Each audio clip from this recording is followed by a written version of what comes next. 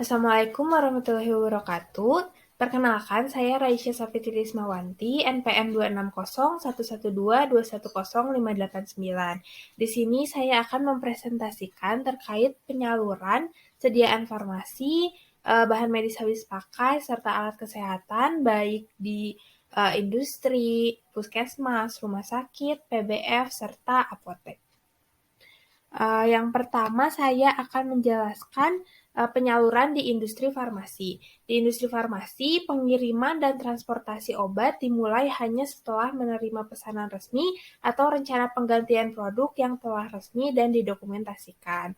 Apabila gudang farmasi uh, berperan sebagai pusat distribusi produk ke fasilitas distribusi, fasilitas pelayanan kefarmasian, dan fasilitas pelayanan kesehatan, maka perlu menerapkan dan memenuhi pedoman cara distribusi obat yang baik atau CDOB.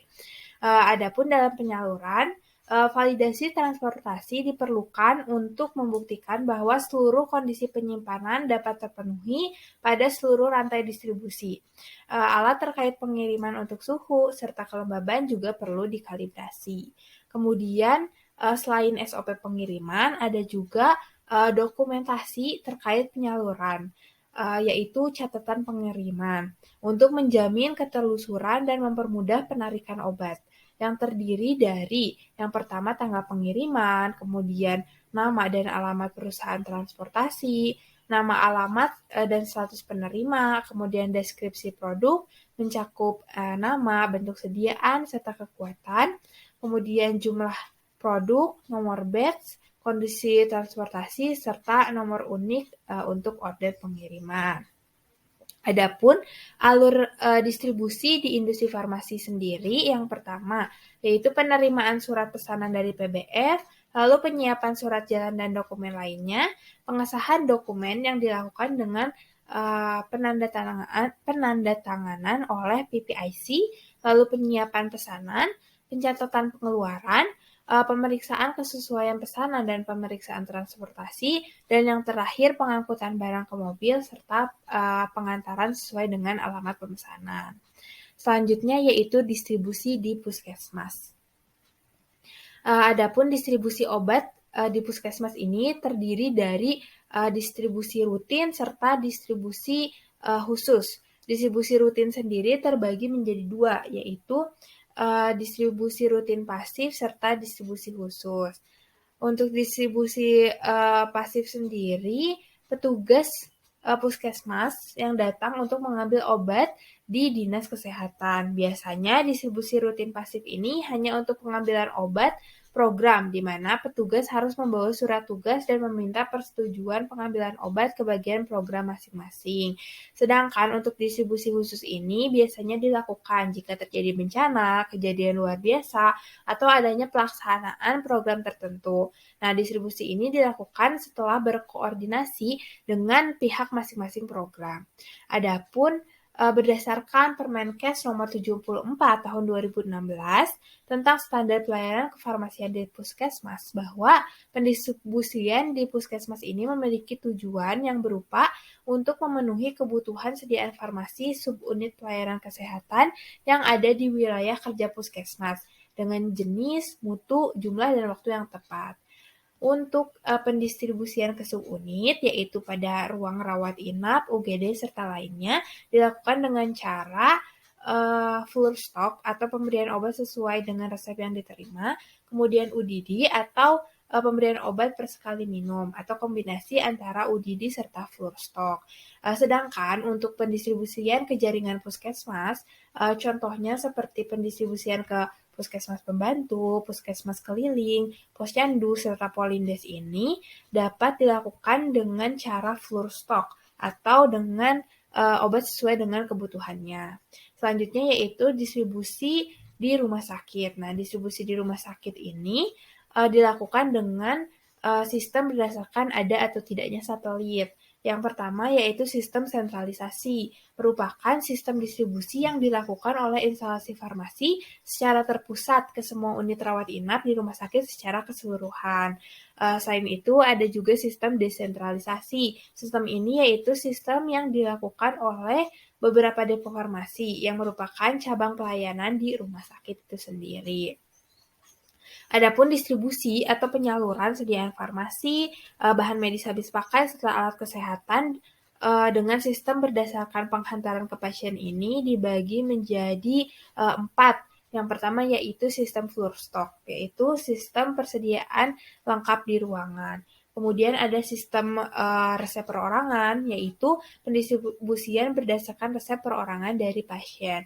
Kemudian ada sistem unit dosis, yaitu pendistribusian kepada pasien rawat inap berdasarkan resep perorangan yang disiapkan dalam unit dosis tunggal atau ganda untuk penggunaan 1 kali dosis atau 1 kali pasien. Untuk yang terakhir yaitu kombinasi. Kombinasi ini dapat dilakukan baik kombinasi antara floor stock dengan resep individual atau floor stock dengan UDD atau resep individual dengan UDD. Selanjutnya yaitu distribusi di PBF atau pedagang besar farmasi. Nah, PBF ini melakukan penyaluran terhadap bahan baku, obat jadi, serta alat kesehatan.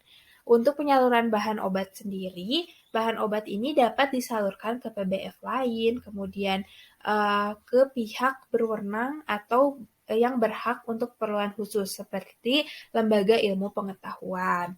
Nah, berdasarkan Permen nomor 6 tahun 2020, dokumen penyalurannya terdiri dari surat pesanan dari pelanggan serta faktur atau surat jalan atau surat penyerahan barang yang harus dicetak sebagai salah satu dokumen dalam pengiriman bahan obat. Selain itu, terdapat ketentuan khusus bagi pengiriman obat, yaitu fasilitas distribusi harus memastikan tersedianya sertifikat analisis asli dari industri farmasi pembuat dengan hasil uji yang memenuhi spesifikasi yang ditentukan untuk kemudian disampaikan ke industri farmasi lainnya untuk setiap pengiriman. Untuk bahan obat narkotika, psikotropika, atau prekursor perlu dilengkapi dengan dokumen pengiriman seperti salinan surat pesanan, kemudian surat jalan, lalu faktur penjualan. Untuk tambahan perlengkapan lainnya yaitu setiap pengiriman ini harus dilengkapi dengan fotokopi SPI. SPI ini adalah surat persetujuan impor serta fotokopi dari COA. Lalu untuk penyaluran obat jadi ini dapat disalurkan ke PBF lain, ke fasilitas kesehatan lain, kemudian ke apotek serta ke toko obat. Lalu dokumen yang diperlukan yaitu surat pesanan, faktur, serta surat jalan. Kemudian selanjutnya yaitu penyaluran alat kesehatan. Nah, untuk keamanan, mutu, serta manfaat alat kesehatan ini dapat menurun jika penanganan yang tidak sesuai dengan ketentuan. Oleh karena itu, distribusi alat kesehatan ini diatur berdasarkan peraturan Menteri Kesehatan Republik Indonesia Nomor 4 Tahun 2014 tentang cara distribusi alat kesehatan yang baik. Nah, penyaluran alat kesehatan ini dapat dilakukan oleh PBF yang memiliki izin sebagai penyalur alat kesehatan atau PAK, atau bisa juga disalurkan oleh PBF cabang yang memiliki PAK juga. Nah, PBF penyalur alat kesehatan ini merupakan PBF yang memiliki izin untuk pengadaan, penyimpanan, dan pendistribusian alat kesehatan. PBF ini dapat melakukan penyaluran alat kesehatan ke PBF cabang lainnya, ke apotek, atau ke toko alat kesehatan. Sedangkan dokumen penyaluran yang dibutuhkan yaitu faktur berdasarkan pemesanan, serta surat jalan.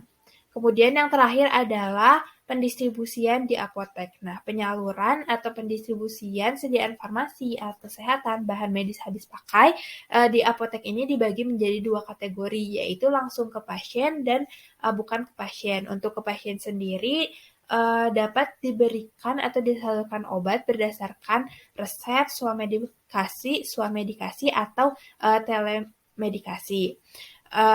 Sedangkan untuk penyaluran pada bukan pasien ini dapat disalurkan yang pertama ke fasilitas pelayanan kesehatan lainnya seperti apotek lain, puskesmas, atau fasilitas instalasi farmasi rumah sakit atau instalasi farmasi klinik.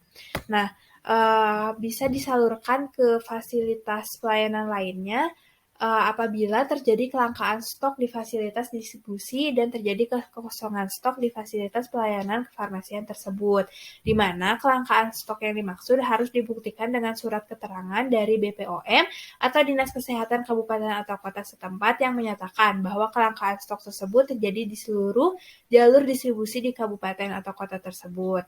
Lalu penyaluran ini harus berdasarkan surat permintaan tertulis untuk golongan obat keras atau golongan obat bebas terbatas yang ditandatangani oleh penanggung jawab fasilitas pelayanan kefarmasian dan harus dilakukan screening pada surat permintaan tertulis yang diterima sebelum dilakukan penyaluran obat.